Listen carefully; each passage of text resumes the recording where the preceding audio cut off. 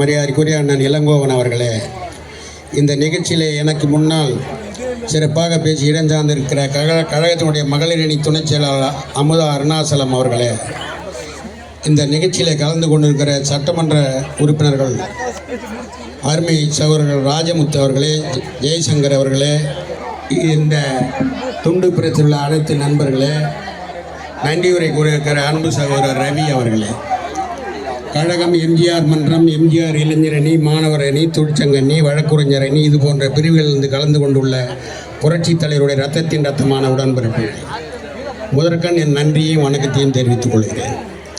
இன்றைக்கு மொழிப்போர் தியாகிகளை பற்றி நாம் தமிழகம் எங்கும் நினைவு கூர்ந்து வீர வணக்கம் செய்து கொண்டிருக்கிறோம்.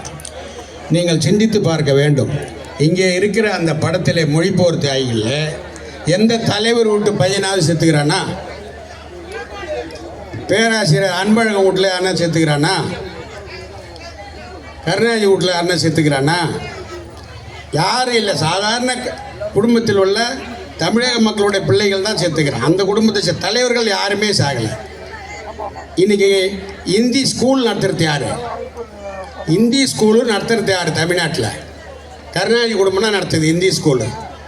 பத்திரிக்காரன் கேட்குறான், டிஆர் பாலு மூத்த உறுப்பினர், ஆனால் நீங்கள் நாடாளுமன்றத்திலே தயாநிதி மாறனை அங்கீகரித்திருக்கிறீர்களே நியாயமா என்று கேட்டார். என்னுடைய பேரன் தயாநிதி மாறன் தான் இந்தியிலே புலமை பெற்றிருக்கிறான். யாரு? கருணாநிதியுடைய பேரன் தயாநிதி மாறன் தான் இந்தியிலே புலமை பெற்றிருக்கிறான். அவனா மன்மோகன் சிங் கிட்ட பேசுவான், பிரதமர்கிட்ட, சோனியா கிட்ட பேசுவான். அதனால் அவனை அங்கீகரிச்சிருக்கிறேன். சொன்னது யாரு? கருணாநிதி. இதில் முத்தமிழ் அறிஞர் பட்டம் வேற உள்ளது. அதனால் எங்கள் அண்ணன் இளங்கோ அண்ணன் சொன்ன மாதிரி இந்த மொழிப்போர் தியாகி கூட்டத்தை நடத்தக்கூடிய தகுதி ஒரே ஒரு இயக்கம் அகில இந்திய அதிமுக, எங்களுடைய பொதுச் செயலாளர் அண்ணன் எடப்பாடி தான். வேற யாருக்கும் இந்த தகுதி கிடையாது. மொழிப்போர் தியாகிகளை நினைவு கூற அவங்களுக்கு இந்த தகுதியே கிடையாது தமிழை பற்றி பேசுவதற்கு.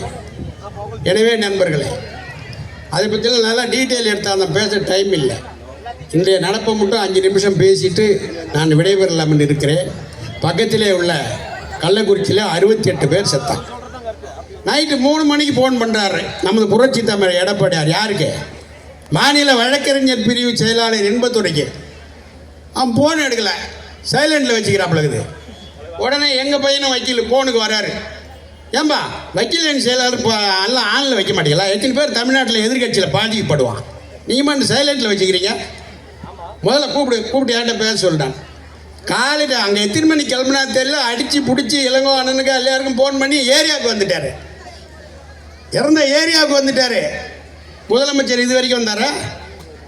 இது வரைக்கும் வந்து எட்டி பார்த்தாரா? அவருக்கு ஒருத்தர் சிப்பு கட்டிக்கிறாரு. பல்லுக்கு பல் இருகாதம், பல்லிடிக்கு முக்காதம்னா. இந்த இது இருக்குது தெரியுமா? 18 நாள் திருவிழா பாஞ்சாலி அம்மனுக்கு, திரௌபதி அம்மனுக்கு. அதில் உடுக அடிச்சின்னா ஒருத்தன் பாட்டு பாடுவான், ஒருத்தன் காதில் பூ வச்சுன்னா ஆமாம் ஆமான்னுவான். அதில் பக்காசூரனுக்கு சோறு எடுத்து போவானுங்க. அதை விவரிப்பான். பல்லுக்கு பல் இருகாதன்னா, ஒரு பல்லுக்கு இன்னொரு பல்லுக்கு இடைவெளி இருகாதம். ஒரு காதனா 10 மைல், இருகாதனா 20 மைல். அந்த சந்துக்கு பார், பல்லுக்கு சந்து, அதை முக்காதனம் புழுவனானா. சந்து சின்னதாக தானே இருக்கான். அதை போய் இதுவே இருகாதனா அது முக்காதன் புழுவன். அதுக்கு இவன் ஆமா ஆமாண்ணா. அதுபோல திருமாவளவன் அங்கே போய் நான் மது விலக்க ஒழிக்க போகிறேன் அப்படின்னு ஒரு மகாநாடு நடத்துகிறான். என்னடா ஒழிக்க போகிறான்னு பார்த்தா, மரக்காணத்துக்கு அவனுங்க போகலை, கள்ளக்குறிச்சிக்கும் போகலை. அங்கே போயிட்டு இது இப்போ முடியாது, மத்திய அரசு பொறுப்பு ஏற்றுக்கொண்டு இந்த நிதி சுமை இருக்குது இதெல்லாம் தாங்கிக்கிட்டு அவங்க தான் இதை நடத்தணும் அப்படின்னு பேட்டி கொடுத்துட்டு வராப்புல கூட்டம் நடத்திட்டு. இப்போ எதுக்கு நீ போன? அப்போ இந்த ஆட்சியில் இருக்கிறவன் டாஸ்மார்க்கை தொடர்ந்து நடத்தலான்னு அனுமதி கொடுக்க போனியா? கண்டிக்க போகிறேன்னு சொல்லிட்டு திருமாவளவன் டாஸ்மார்க்கை தொடர்ந்து நடத்தலான்னு அனுமதி கொடுக்க போனார். இவனுங்க மக்கள் நல கூட்டணி வச்சுருந்தாங்க, ஞாபகம் இருக்கா? ஒருத்தன் செத்துட்டாயா, சசி பெருமாள்னு அண்ணாமலை கடையில் கன்னியாகுமரியில் டவரில் ஏறி கடையை மூடுன்னு எங்கள் ஆட்சியில் ஊது செத்துட்டான். எல்லாம் ஆளுக்கு ஒரு பக்கம் போய் பணத்தை பிடிச்சிக்கிறான். திருமாவளம் ஒரு பக்கம், கோபால்சாமி ஒரு பக்கம், எல்லாம் பணத்தை பிடிச்சிக்கின்னு தெரு தெருவாக போகிறானுங்க. கடையை மூடு அந்த கோபம் ஒருத்தன் இது அடிச்சுக்கிட்டு பாடுவான். என்னென்ன பண்ணானுங்க டாஸ்மார்க் இது வரைக்கும் ஒரு கடையை மூடானா பார் நடத்துகிறான். பார் நீயா அரசாங்கம் நடத்துகிறேன்னு ஹைகோர்ட் ஆர்டர் கொடுக்குறான். இல்லை நான் தான் நடத்துவேன்னு சுப்ரீம் கோர்ட்டு போகுதுங்க இந்த ஆட்சி. பாரை நான் தான் நடத்துவேன், இவெல்லாம் கடையை மூடுறனுங்களா? அந்த அம்மா சொல்லிச்ச தமிழ்நாட்டில் இளம் உதவிகள் அதிகமாகிட்டாங்கன்னு இப்போ குறைஞ்சின்னுக்கிறாங்களா? சுத்தமாக செத்து போயிட்டான், எவனும் இல்லை. அது இல்லாமல் இப்போ போதை கலாச்சாரம் வேணும். ஆப்ரேஷன் 1 ஆப்ரேஷன் 2ன்னு சொன்னார் பழைய டிஜிபி. கட்சியில் அவர் சைக்கிள் ஓட்டினார். அந்த ஆள் சைக்கிள் ஓட்டுறான்னு முதலமைச்சரும் ஒரு சைக்கிள் எடுத்துன்னு போட்டிக்கு ஓட்டிகிட்டு இருந்தானுங்க. சட்டம் ஒழுங்கு சரியாக இருக்கா? கவர்னர் வந்து நீ சொல்லி கொடுத்தலாம் நீ எழுதி கொடுத்தலாம் படிப்பாரா? எங்கள் அண்ணனும் முதலமைச்சர் இருந்திருக்காரு.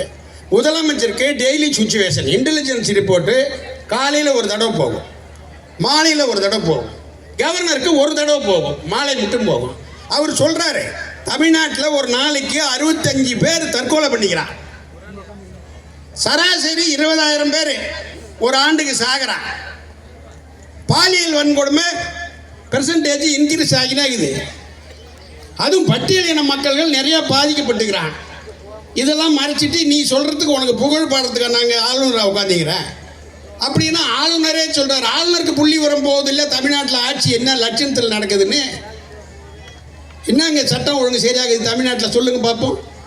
எதுவுமே சரி கிடையாது. 525 வாக்கு சொன்னேன், 13% கூட நிறைவேற்றலையே. நீ நகையெல்லாம் கொண்டு போய் வச்சிருன்னா மூட்டுக்கணும் போடலாம். நல்ல நகையும் மூட்டு மூட்டானா? கல்வி கடனை ரத்து பண்ணிட்டியா? எதை நீ ரத்து பண்ண? விவசாய கடன் திருப்பி கொடுத்தியா? எதுவுமே கொடுக்கல, எல்லாம் பித்தலாட்டம். ஆனால் இந்த கேள்வி கேட்குற புள்ள அங்கே இருக்கிறான். இந்த ஜனநாயகம் பேசுகிறானுங்களே அவனுங்கெல்லாம் எங்கே இருக்கிறான்? இந்த மக்கள் நல கூட்டணி இருக்கிறவன் எல்லாம் இப்போ அங்கே இருக்கான். இப்போ இந்த கூட்டணி செட் ஆனதும் என்ன பண்ணுறதுன்னு திகைச்சிங்கிறானுங்க. இப்படியே நாம் பேசிக்கினே இருப்போம், நம்ம தனியாக நிற்போம், எடப்பாடி அண்ணா விட மாட்டார், கூட்டணி சேர்க்க மாட்டாருன்னு நினச்சான். எப்போ அவர் கூட்டணி சேர்த்து பலமாச்சோ இப்போ ஒன்றுமே பேச முடியாமல் இருக்கிறானுங்க. அவனுக்கு பேச்சே வரல, வாயே வரல, என்ன பண்ணுறதுனே தெரியல. அடுத்த ஸ்டாண்டு என்ன பண்ணுறதுனே தெரியல. ஏன்னா கோட்டையை நோக்கி இன்றைக்கு அதிமுக போய் கொண்டு இருக்கிறது. நம்முடைய பொதுச் செயலாளர் அடுத்து முதலமைச்சராக போகிறார். அதனால் அவனால் பதில் சொல்ல முடியல. அவர் கேட்குற கேள்விக்கு பதில் சொல்ல முடியுதா? ஏங்க ஆம்ஸ்டாங்கே செத்து போயிட்டான், சட்டசபையில் கேட்குறாரு, ஏன் இட்டு போய் அவனை திருவாங்கடத்தை என்கவுண்டர் பண்ணிட்டீங்க, ஏன்டான்னா துப்பாக்கி எடுக்க போனோம், கொலை பண்ண எடுத்த இந்த துப்பாக்கி அவன் தப்பிச்சான் அதனால் சுட்டுட்டேன்னு சொல்கிறீங்க. அவன் உடம்புல ஒரு இடத்து கூட துப்பாக்கி குண்டு கிடையாது, வெட்டு காயினான்னு இருந்தது. எதுக்கு இவனை இட்டு போய் துப்பாக்கி தேட போனேன் அப்படின்னு கேட்டார. இது வரைக்கும் முதலமைச்சர் பதில் சொன்னாரா? காவல்துறை டிஜிபி பதில் சொன்னான்னா? சட்டசபையில் எதிர்கட்சி தலைவர் கேட்குறாரு, அவனை துப்பாக்கியால் சுடலை, அப்புறம் ஏன் துப்பாக்கியை தேடி போனான்? அவனை வெட்டந்து கத்தியால, கத்தியை தேடி போனால் ஒரு நியாயம் இருக்குது. ஆக என்கவுண்டருக்கு நியாயமே இல்லையே அப்படி என்று ஒரு எதிர்கட்சி தலைவர் முன்னாள் முதலமைச்சர் கேட்டா பதில் சொல்ல உனக்கு வக்கு இருக்கா? இதைதான் இன்றைக்கு தமிழ்நாட்டு மக்கள் கேட்டுக்கொண்டிருக்கிறார். இன்றைக்கு பல திட்டங்களை கொண்டு வந்திருக்கிறார். ஏறக்குறைய 1,00,000 கோடி இழப்புங்க. கொரோனாவில் பத்திரப்பதிவோ மூடியாச்சு, பஸ்ஸை உள்ள வச்சு பூட்டியாச்சு, சம்பளம் கொடுக்கும். இப்போ காவல்துறை இருக்கு, உள்ளாட்சித்துறை இருக்கு, கல்வித்துறை இருக்கு, இதெல்லாம் பட்ஜெட்டில் பணம் ஒதுக்குறோம். மருத்துவத்துறை இது, எத்தனை மாத்திரை டாக்டர் தூக்கி போனால், எத்தனை மாத்திரை வீட்டுக்கு எடுத்துகிட்டு போனால் எந்த கணக்கும் பார்க்க மாட்டோம். அடுத்த பட்ஜெட்டுக்கு பணம் ஒதுக்குவோம், அவன் எடுத்துன்னு போடுவான். டிரான்ஸ்போர்ட் அப்படி இல்லை.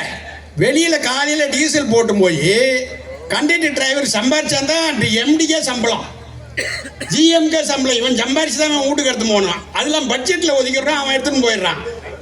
அவன் வந்து ஜெயில் படாட்டாலும் பரவாயில்ல, திருநாள் எடுத்துன்னு போயிடுவான். ஆனால் அவனுக்கு சம்பளம் கொடுத்த தலைவன் 8 மாதம் கலெக்ஷனே கிடையாது, டிப்போவில் எல்லாருக்கும் சம்பளம் கொடுத்தாரு. ஆக 1,00,000 கோடி இழப்பு. 40,000 கோடி கொரோனாவுக்கு செலவு பண்ணார், மக்களை காபந்து பண்ணார். அதுதான் நான் சொல்றார், நாங்கள் திறமையானவர்கள். எங்க ஆண்களுக்கும் பஸ்ன்னு சொல்றீங்க, டிப்போ மூடணுமான்னு கேட்டான். யாரு? பத்திரிக்காரன் கேட்டான் எங்க அண்ணனை. எனக்கு நிதி மேலாண்மை பற்றி தெரியும், நான் சமாளிப்பேன், மக்களுக்கு செய்ய வந்திருக்கிறேன். ஆண்களுக்கு விலை இல்லாமல் பயண கட்டணத்தை அனுமதித்தாலும் இந்த கார்பரேஷனை நலிவடைய விட மாட்டேன், நிதியை சமாளிக்க எனக்கு தெரியும் என்று சொன்னார். அதுதான் அறிவாளி.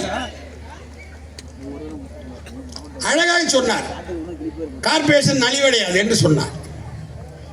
இப்போ மத்தியிலேருந்து பென்ஷன் முதியோர் கொடுக்குறான், 200 ரூபா கொடுக்குறான். அந்த 200 ரூபாய் போட்டு பெரிய மாநிலம் யூபியில் 400 ரூபா தான் கொடுத்தான். மேற்கு வங்காளத்தில் 100 ரூபா போட்டு 300 ரூபா தான் கொடுத்தான். ஆனால் அம்மா அந்த 200 ரூபாய் கூட 800 ரூபா போட்டு 1000 ரூபா பென்ஷன் கொடுத்தாங்க. எல்லா மாநிலத்திலும் 100 200 போட்டு தான் கொடுத்தான், 300 400.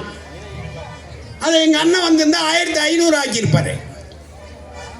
ஆனால் அந்த 525 வாக்கு தான் நான் பொய்யான வாக்குறுதிய. நான் ஒரு துணி எடுக்க போனேங்க, ஒரு கடையில் ஒரு கடைக்காரன் வந்தான், இந்த வேஷ்டியை பார்த்தான். வாங்க சார், அதிமுக என்ன வேஷ்டி கட்டிக்கிறேன்னு தெரியல. இல்லை எந்த குரூப், இங்கே ஒரு குரூப்பும் கிடையாது. ஏன் சுப்ரீம் கோர்ட்டுன்னு சொல்லிட்டான், எலெக்ஷன் கமிஷன் சொல்லிட்டான், எங்கள் அண்ணனை தவிர அதிமுக ஏரியா குரூப் வேணும், அவர் தான் என் தலைவர் அப்படின்னு. இல்லைங்க, என் பையன் இந்த கடையில் என்ன சம்பளம் கொடுப்பான், நாங்கள் வீட்டு வாடகை கொடுப்போன்னா கரண்ட் பில்லு கட்டுவோண்ணா. என் பையனுக்கு சீட்டு கிடச்சிருதுங்க, அவரால் 7.5 ஸ்கூலில், கவர்மெண்ட் ஸ்கூலில். அரசாங்கமே புக்கு வாங்கி கொடுக்குது, அரசாங்கமே பணம் கட்டுது, அரசாங்கமே சாப்பாடு போடுது. எம்ஜிஆருக்கு அடுத்து ஏழையை நினைத்த ஒரே தலைவன் எடப்பாடியாருன்றான் என் கடையில். எம்ஜிஆருக்கு அடுத்து யாரும் கோரிக்கை வைக்கல. எம்ஜிஆருக்கு அடுத்து ஏழையை நினைத்த தலைவன் எடப்பாடியார் கடையில் வியாபாரம் பண்ணுறேன்னு சொல்கிறான். நம்ம கூட்டு நமக்கு தெரியல, கட்சிக்காரனுக்கு இது அவனுக்கு கிடைச்சிக்குது. நீங்கள் கேன்வஸ் பண்ணுறீங்களா பண்ணலையா, எம்பி எலெக்ஷன் அப்போ நான் ஓட்டு கேட்குறேங்க என் தெருவில்ன்றான். மயிலாப்பூரில் கடையில் வேலை செய்கிறோம். அதுபோல் தலைவனே அம்மா நமக்கு கொடுத்துட்டு போயிருக்கிறார். அவர் எப்பொழுதுமே மக்கள் நன்றாக இருக்க வேண்டும் என்று நினைப்பவர், மக்களுக்கு ஏதாவது செய்ய வேண்டும் என்று நினைப்பவர். சென்னையில் வெள்ளங்க, ஒரு கவுன்சிலர் ஒரு எம்எல்ஏ எவனும் இல்லையா இந்த ஆட்சியில் வந்ததுமே. இவர் இங்கேருந்து ஒரு 50,000-60,000 பேருக்கு அரிசி கிரிசி வேட்டி கீட்டி எல்லாம் சேலை எல்லாம் எடுத்துகிட்டு போய் கொடுக்குறாரு. அதுக்கப்புறம் வெளியே வரானுங்க. சென்னையிலேருந்து சென்னைக்கு இங்கேருந்து எடுத்துகிட்டு வராரு. ஒரு விஐபி வெளியே வரல, ஒரு எம்எல்ஏ வெளியே. அதுக்கு ஒரு கமிட்டி போட்டிங்களா, இறையன் அவங்க சகோதரர் கமிட்டி, திருப்புகழ் கமிட்டி, அது என்னாச்சு? கமிட்டி ரிப்போர்ட்டை கொடுத்துட்டான் இல்லை, ஏன் இது வரைக்கும் சட்டசபையில் வைக்க மாட்டேன்? சென்னை வெள்ளத்தை கீழ்ச்சிடுறான். திருப்புகழ் கமிட்டி என்னாச்சு? இது 58 கமிட்டி போட்டுக்கிறாங்க, அது நாசமாக போச்சு. கமிட்டி போடுறது ஒன்று, கல்லை தூக்கி தள்ள போடுறது ஒன்று, கல்கி எழுதினார். ஆனால் சென்னைக்கு ஒரு கமிட்டி போட்டான் வெள்ளத்தை இது பண்ண, திருப்புகழ். அவர் பேர் திருப்புகழ் ஐஏஎஸ், இறையன்பு தலைமைச் செயலாளருடைய சகோதரர். அந்த கமிட்டி ரிப்போர்ட் என்னாச்சு? இது வரைக்கும் நீ வைக்கலையே, எதுக்குமே வைக்கல.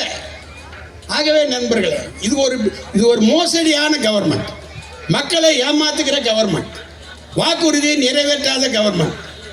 இதை விட கூட தரேன்னு சொல்லுவானுங்க, ஆனால் எதையுமே செய்ய மாட்டான். இப்போ கூட ஏற்றி தராங்கன்னா அவர் தொடர்ந்து சட்டசபையில் பேசி பொதுக்கூட்டத்தில் பேசுனால தான் கொடுத்தானுங்க இந்த உரிமை தொகையை. போன தடவை என்ன சொன்னார் துரைமுருகன் பொங்கலுக்கு? ஏங்க அவர்கிட்ட 2,500 5,000 கேட்டீங்க, ஒன்றுமே கொடுக்கலையாண்ணா. இப்பயே தருவோமா, எலெக்ஷன் வந்தால் தான் கொடுப்பான். அதனால் ஒளிரிட்டான், வயசாகி போச்சு இல்லை. இப்பயே தருவோமா, எலெக்ஷன் வந்தால் தான் தருவான்னா. இப்போ எலெக்ஷன் வந்த பிறகு கொடுக்குறான் அந்த 3000 ரூபாய். ஆக வாக்குகளுக்காக மக்களுடைய வரிப்பணத்தை வீணாக்குற அரசு இந்த அரசு. எனவே நண்பர்களே, எந்த நேரத்திலும் தேர்தல் வர இருக்கிறது, 2 மாதம் கூட இருக்குது. நோட்டிஃபிகேஷன் அநேகமாக அம்மா பிறந்த நாளுக்கு முன்னே கூட வரலாம். வந்ததை இந்த திமுகவும் அந்த குடும்பமும் அவர் கூட இருக்கிற கூட்டணி கட்சிகளும் டெபாசிட் வாங்கக்கூடாது. இனி நிரந்தரமான முதலமைச்சர் அம்மாவுடைய செல்லப்பிள்ளை புரட்சி தலைவருடைய வாரிசு அண்ணன் எடப்பாடியார் அவர்கள் மக்களை காப்பாற்றுவார்கள். அவருடைய கருத்தை வலுப்படுத்த வேண்டும். அவர் யாருக்கு கை நீட்டுகிறாரோ, இரட்டை இலை என்றால் இரட்டை இலை, கூட்டணி சின்னம் என்றால் கூட்டணி சின்னத்துக்கு வாக்களிக்க வேண்டும் என்று கேட்டு மாவட்ட கழகத்துக்கும் மாவட்ட மாணவர் அணிக்கும் நன்றி கூறி விடைபெற்றுக் கொள்கிறேன். நன்றி, வணக்கம்.